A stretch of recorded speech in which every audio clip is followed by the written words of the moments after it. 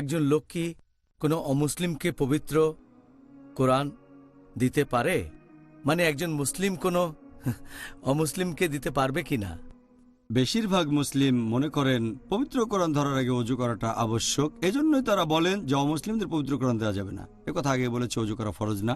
আর এছাড়াও কিছু মুসলিম বলে যে ঠিক আছে, কোনো অমুসলিমকে কোরআন দিতে চান, আরবি কোরআন দেবেন না, দেবেন কোরআনের অনুবাদ, হতে পারে ইংরেজি বা ফ্রেঞ্চ বা জার্মান।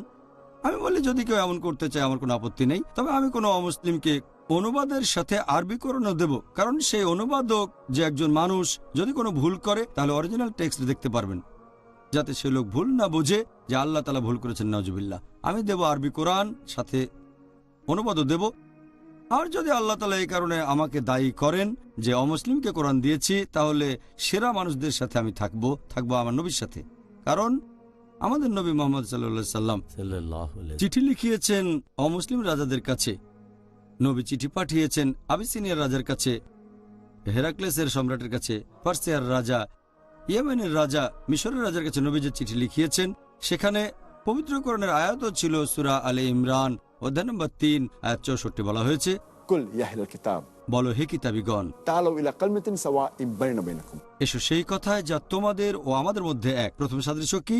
আল্লা না'বুদা ইল্লাল্লাহ, আমরা আল্লাহ ছাড়া কারো ইবাদত করি না, ওয়া লা নুশরিকা বিহি শাইয়্যান, তার সাথে কাউকে শরীক করি না। ওয়া লা ইয়াত্তাখিযা বা'দুনা বা'দান আরবাবান মিন দুনিল্লাহ, আমাদের মধ্য থেকে আল্লাহ ব্যতীত আমরা অন্য কাউকে রব হিসেবে গ্রহণ করি না।